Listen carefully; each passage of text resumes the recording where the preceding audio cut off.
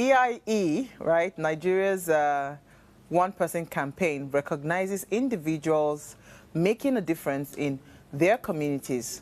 For January of 2025, EiE Nigeria honored Doreen Omosele for her transformative work in rehabilitating and empowering sex workers.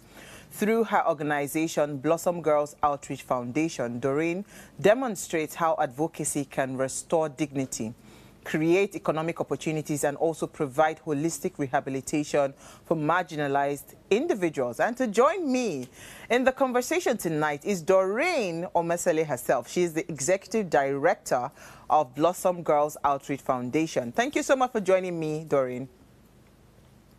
Thank you for having me. Thank you. All right. So for those that do not know, Doreen Omosele, she exemplifies the power of advocacy through her commitment to empowering women in the sex trade. Her foundation, Blossom Girls Outreach Foundation, has supported over 500 sex workers across 8 states, offering a pathway to dignity and economic independence. Doreen, thank you so much, and really well done for the great work you are doing. Thank you. Thank you so much. It's such an honor to be here. Awesome, awesome. So before we go into some of the key initiatives that you have, championed, right? I want to hear your thoughts on the recent announcement by Edo State Governor. So I am from Edo State, right? And I know that my father, one of the reasons that he decided to relocate to Kaduna State, right, to have all his children, was because whilst the time where we were born, that was when it was really rampant, where a lot of young girls were being trafficked outside of the country, either to Italy and all of those. That Italo thing used to be the buzz, then. So he, from a very young age, had said, no, his children cannot grow up in this environment. And that was the reason my dad actually settled in Kaduna and had all his children. He ended up having 7 girls. So you now imagine, the pressure of going into prostitution. So it was so interesting to hear that the Edo State Governor is clamping down on sex workers, that they've been banned, right? And, we saw videos of them mopping them off the streets. For someone that do what you do, how does that kind of announcement or the kind of action from the governor, how does it make you feel? And do you think, it's something that would intentionally curb, the rise of sex workers in Nigeria? Okay, so great intention that the governor of Edo State has, but I don't think that is going to curb sex work in Nigeria. As a matter of fact, it's going to create more menace, across Nigeria, because these girls, they will go to other brothels in other states, and they will go and settle there and continue the job. So, in as much as the governor wants to curb down prostitution and prostitutes in Edo State, what he needs to do is to absorb these girls, empower them, put them into some sort of rehabilitation and give them something to do, a hand skill, get them, a job. For those that want to go back to school, get them to go back to school. Because I can tell you for free, more than 80% of these girls, they don't want to do what they're doing. They are doing what they're doing because life put them there. And because they don't sort of have anybody to help them, to be a voice for them, to hear them out, to support them. So beyond just saying no more prostitutions or no more prostitutes in the streets of, Edo State, the governor should support these individuals. Yeah, that's what I'm saying. Awesome. Yeah. Fantastic. That's a fantastic way to start off the conversation. So tell me more about the Blossom Rehabilitation Center. Given that you're talking about absorbing them, upskilling them, and helping them, so what have you established that center in 2017? Tell us more about that center. Okay, so let me just do like a bit of correction. Okay. So what we've been doing all these years since 2017, reaching out to about 500 sex workers, is we've been going to visit them in the hotels. Okay. We usually have entrepreneurship talks with them, health talks with them. We share we share provisions with them, empowerment. We have a book, that when they read it, those that want to quit prostitution, they would eventually quit prostitution by reading that book. We already have testimonies along those lines, you know. So that's what we've been doing since 2017. Okay, and we've gotten reports that some of these girls, after we have, you know, come visit their brothel, they quit prostitution. All right. But in the year 2023 was when we established the rehabilitation center. Oh, great. In Osun State, EiE, to be precise. Awesome. Okay, so what you had done prior to that time was just advocacy across different places before down the actual center. So tell me, what exactly do you do now in the actual center? Do you take them off the streets, bring them into the center, and rehabilitate them and reintroduce them back into the community? Okay, so we started with 4. We're just trying to do like a sort of autopilot testing, you know, test run, just to see how this thing runs, you know, because it's not a popular idea, you know, it's not a popular idea in our country. So we wanted to just sort of test run. So what we do is when the girls come in to our rehab, we take them in through a mind renewal program, a mind reengineering program. We call it the Blossom Rehab Program. Okay, where we get to, you know, re-engineer their mindset concerning, you know, self-esteem, self-worth, self-value. You know, we teach them value clarification. You know, we sort of teach them, you know, money, take them through money school, you know, and then we give them a skill. We ask them, what skill do you want to learn? Those that want to go into fashion, those that want to go into catering, those that want to go into, you know, beauty, artistry, we pay the fees for them, lots of money, by the way, you know, and then when they are done, we graduate them with a sum of a 1 million naira business grant. So that's what we've done so far. Awesome, fantastic. I'm curious, Doreen, why did you go into this? You know, why prostitution in particular? Okay. I would say that, you know, I discovered that I have this empathy and, you know, passion for girls in sex trade. You know, one of the things about advocacy is that at its core, it has to be driven by empathy. You know, so I discovered that I had this compassion for them. When I see them, I'm like, no, you people should not be here. You people are meant to be great women. You know, when I see them, I see women, you know, that are going to be great in, you know, religion, you know, religious sector, in the business sector, you know, nation builders, you know, and I could say that perhaps maybe one of the reasons why I also sort of had my heart drawn to them is also because I was, you know, sexually abused and raped as a child. You know, I went through all of that, you know, trauma, and I healed. And in the process of healing, I got to discover that I'm actually called to these girls to help them. Wow. Fantastic, Doreen.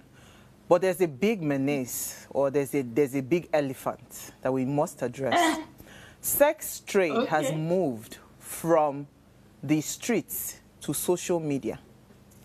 Right? Sex trade, if you go on social media now, young girls, you know, they do all sorts of provocative videos to be able to attract men into their DMs, right? And this is a bigger platform. It's beyond the street. You know, it's no longer standing in front of the street. It means that you have access to the market globally. Anybody can call you from any part of the world. How are we going to curb that menace? Okay. So the truth is, what we are doing, you know, we need to understand that we are fighting a big market. Prostitution is a big business, you know, over $1 billion business. That's what we are up against.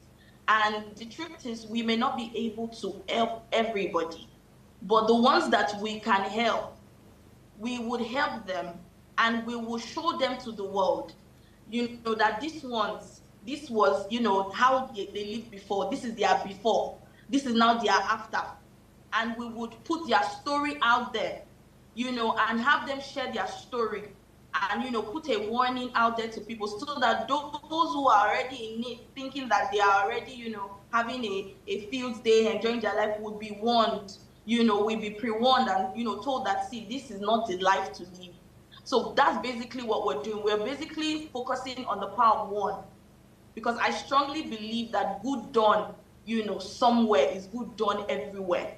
You know, we have about 4, I think have rehabilitated through it successfully, that, we can put out in the world and let them share their story, and say, this is what I used to do before, and this is who I am now. Don't live this life. And it comes down to people just sort of, choosing, okay, this is what I want to do in my life, and this is what I won't do in my life. And I believe that basically it's because of the money mindset. People sort of feel like, ladies, I'm speaking to women, they feel like what they can do to make money is to exchange, their body and, sexual pleasure. If we can correct that as a nation, if we can launch, like a money school, like a money, paradigm shift, financial paradigm shift training. But Doreen, sorry to cut you, right? There's a trending video of a Lamborghini story, right? And I saw a very interesting video that somebody had put up. That when girls are raised, girls are raised to believe that you just get an education, then you get married, and a man will take care of you. The mindset has always been that it has to be a man that would give you all the big things. So your cars, your houses, everything you're going to get is a man that will give you. So would you blame a sex worker that believes that I can use my body to get a man to get me what I need? Do you understand? So the re-engineering of the mind, I think it's a lot of work. I really don't envy you right now. Actually, because it should start from the home. It should start from the home. Okay, you know what? Let's take a very short break, right? When we come back from the break, please stay with us. We're going to continue this conversation with Doreen. Stay with me.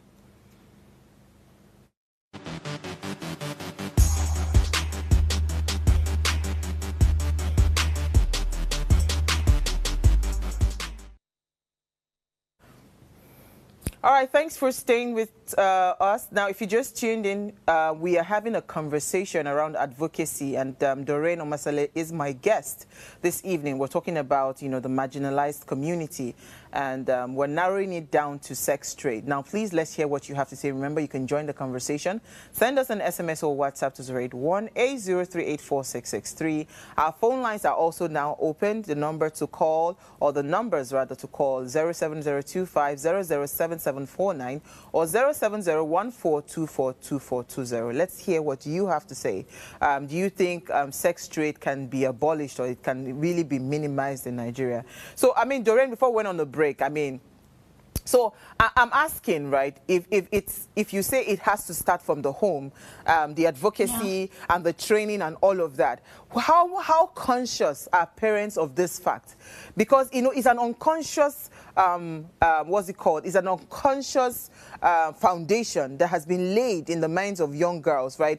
They don't see it. So that's why it is only natural that when a girl, from an underprivileged community is going through hardship, the first thing she would think of, right, most times is that I think I can go and stand on the street and sell my body to be able to make money to feed my family or feed my younger ones.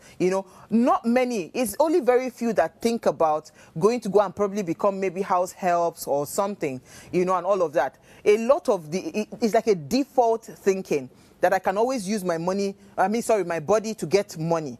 Yeah. So how do we start to help this kind of people that are already, it's a mindset problem? Yeah, it's a mindset problem. And the truth is, what I see is Africa, I say this with, so much remorse in my heart. Africa has not done a good job in empowering the girl child. Thank God for what, the UNFPA and all of that you're doing, and all of that. We have to empower the girl child. And I like the fact that we're having this conversation, towards International Women's Day happening on Saturday. What most girls have, running in their mindset is that their future, their life is in the hands of someone else, is in the hands of a man. I remember when I was a core member, I did a training for some girls during International Day of Girl Child in my school where I was 7. And I was interviewing a girl, and she said to me that she's scared that she will not have money to further her education as a medical doctor that she's scared that she might become a prostitute. This is a girl that is in GSS3. She's already nursing, the thoughts of I would end up this way. So I feel like from the home front, if our parents, would, really sit down to empower girl child. There's a way that some parents, treat the girl child like she's just, a second fiddle, someone who's supposed to be left behind. If we can train our girl child to see that you are a leader, you can become who you want to be. You can become someone valuable in this nation. You can do what you were created to do. I believe that, we would have a minimized level of prostitution out there, because I actually had some of the girls write their story. We put it in a book, and when I saw their story, there was a similar trend. All of them had poor home bringing, poor parenting, in fact, some of them had absentee parents, So from the home front, when there's a crack, there would be, a default in their mindset. And also in the education system, if we can also, I know that we teach economics, but if we can really break it down, from even the secondary school level, that see, as a lady, as a male, you can do something with your hands. Because we're talking about ladies here, there are also guys who are doing drugs, yahoo, feel like, I can't do anything except I shoot people, I do all of these things. If we can, revisit our curriculum in the secondary school level and really teach people financial illiteracy, really teach people entrepreneurship, I believe that this nation will see results. Awesome, awesome. Thank you so much for that, because again, I was going to come towards, let's start to bring what are the core things that we need in terms of this advocacy and raising awareness, right? Policies, are there things that we need to intentionally start to advocate for? So better policies, some of these things, that would help. Do you want to mention a few? Then we then talk on how we can start to, as citizens, how do we intentionally say, okay, you know what, this is a problem and we all need to put our hands together to start to fight it. Okay. So as a nation, right, what are the things that we need to do? Yes, right? Go ahead. Okay, so as a nation, we need to really invest in empowering the youth. I feel like the youth, they've been left behind. There is not so much attention on the youth. I'm thankful for what the non-profits are doing, but if the government can really put, their attention in empowering the youth, the Gen Zs, because we say that these are the leaders of tomorrow. The leaders of tomorrow, some of them are hoodlums now, some of them are prostitutes. If we can invest in them in terms of, leadership, training, financial intelligence training, upskilling training, if we can have it as a nation that, okay, no youth should, be without a skill, 18 or 20 without having a skill. You understand? Yeah, I feel like it's going to go a long way. Just the way we say, oh, we have NIN. There was the time they made BVN. BVN a must for everybody who wants to open an account. If we can make it a must that, okay, if you are, 18, you must have a skill. What can you do? Can you operate a computer? Can you, bake? What can you do? I feel like it's going to really be a great blessing to this nation, because people graduate from school. They don't even know what to do with their lives. So how do we support? They don't know what to do with their lives. Absolutely. So when the idea comes to just go to the streets, and sometimes even a friend that would suggest it to them, why are you suffering now? Just, go to the streets now. I've seen cases where it's even a father, one of the ladies that we rehabilitated was a father that sold her to Dubai for prostitution. But I told you, I started the foundation of why my father raised all of us in the north now. Because when we were growing up, it was the parents that were actually selling their children off to you know, different parts of the world to go and use their body to be able to send money back to them home, right? So I mean, it's you're spot on in terms of upskilling a lot of young people, because some people don't even have the skill to be able to be self-sufficient. I have always advocated that we must be intentional about upskilling our young people. Some of them are not employable, so it's not that they are unemployed, they are not unemployable. So we need to upskill them, then put them back into the market, and then make them self-sufficient, empower them to that extent. You know, so in taking... You only know how to use TikTok and Instagram. No, but guess what? The content creation market is growing so big. So even if you want to, you can upskill them in that sector as well. There's no limitation in what they can learn. You know, start to it.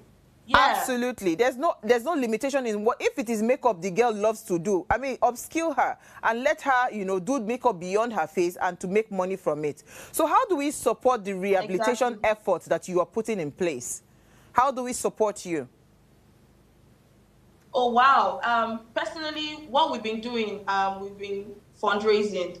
We've fundraised about 10 million since we started the rehab, about more than 10 million naira. And how to support is people should donate, people should support, you know, because to be honest, the rehab went into full operation when, you know, prices of things skyrocketed in Nigeria. You know, we started 2024 with a budget that, it was a lot, it was a lot. You know, when they'll say, tin tomatoes, abi granite oil, this is the price, you know, maybe it was 1.5 before, now it's now like ×3, you know, all of that, we faced all of that in the rehab, and it really affected our budgeting, but we thank God for good individuals and citizens in Nigeria, people that would just say, you know what, you know, I feel led to give this. Sometimes we will need a particular amount like this in the rehab for a week, hundreds of thousands, and we don't have nothing. We have 0 naira, and someone will send that exact amount, you know, just from wherever they are. Yeah, so I mean, God has just been the one helping us, to be honest. And I want to say a very big thank you to my friends, loved ones, donors in Nigeria, outside Nigeria. I mean, one thing I would say anywhere, Nigerians are very, very supportive people. You know, they carry people's matter on their head. And I'm really grateful. And I think again, so people should support, donate. It's because they can also see through the sincerity and the empathy to which you are approaching this what's it called, the center. I wanted to say that, how do we engage lawmakers to push for legislations that protect the vulnerable population and promote better economic inclusion? How do you think we can do that? Do we start to write letters to our representative, or what do we need to do? I feel like it can start from the state level. Yeah, if we start to involve those in, you know, authority on the state level, and then we push it from there, I feel like it's going to, you know, go all over the, you know, country level. So we can start from, you know, let's say I'm in Osun State right now. There was a time I was supposed to bring in someone that is in charge of advocacy for women and, you know, girl rights. You know, I was supposed to do something with them. I would still revisit it. You know, imagine I had pushed for that, you know, and on the state level, and then we upscale it. You know, other people see that, this is what we're doing, and they also replicate it in their states. I feel like we'll be able to, you know, involve the lawmakers. Yeah. Awesome. So let's move on quickly. That how easy are you able to access the success stories and the impactful stories, you understand, that helps to just highlight some of the challenges that are faced by this marginalized community? Are they open to sharing those stories, and how can we promote those stories better? And where can people find those stories? So, funny enough, we have an outreach on Saturday. You know, we're going to a brothel in Ibadan. So the thing I've realized with these girls is when they see how much you care for them, they'll be vulnerable with you. You know, if you go with the old cap of, why are you doing this? You should not be doing this. They would even, you know, tell you to get out, and and all of that. So we go with the face of love, with the heart of love and compassion, and we just see how that, they are also welcoming. These girls are actually very welcoming. One said something in a video we did. We're doing interview, and I watched the interview that my team did, and I literally cried. She said, the society sees them as nothing and nobody, but we came to their brothel to show them love, and they're forever grateful. So yeah, you can go to brotels, but you have to get a permission from the brothel chairman or director. Because you are coming to spoil business, obviously, for them. Let me quickly find out, how do they deal with this stigma that you just talked about? Because it's a huge stigma that I say I'm a sex worker, all of a sudden I'm being looked in a certain way. How do you help them manage the stigma, and how do we continue to speak up against it? Okay, so when they come to the rehab, right, we let them know that this is who you were. Like, the sex worker is who you were. Where you are right now is a place where you can become another woman. So we design our rehab in such a way that it is very inspiring. There are frames that, speaks to them that, oh, I'm a woman of what, I prosper. We have throw pillows that have customized words. So we do a lot of teaching and mentorship basically in the rehab. Like basically a lot of teaching and mentorship. We can teach one subject for like 1 month over and over again until they start to see themselves differently. And we also put them through the power of affirmation. You have to keep declaring that I am not this person anymore. You have to keep declaring that I am a woman of, virtue. I'm an entrepreneur. There's a particular book that I gave to them to read. 36 self-made billionaire women. They would read the book. They have documentaries that they have to watch. One of them said to me that she never thought that she could make money without doing prostitution. Like, she said it never crossed her mind, that she could make money without doing prostitution. One of them, before she graduated, we had her do like a project where she had to bake like a cake and chin-chin and sell to people around and make money. She's doing really well now. Wow. She's doing really well now. So we take them through a lot of, mind renewal, letting them know that this is not who you are. You can be more. Yeah. I'd love to say thank you so much for the great work you're doing. And for those watching, Doreen Omosele's journey demonstrates the transformative impact of advocacy. Her work is a testament of how one person can drive change, challenge societal norms, and restore hope. However, meaningful progress requires collective action. Advocacy is not the duty of a few, but the responsibility of every one of us. So by raising awareness and engaging governance and holding leaders accountable, Nigerians can build a society where no one is left behind.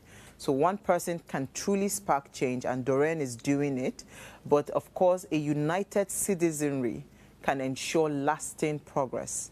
So it is important that we don't see this work.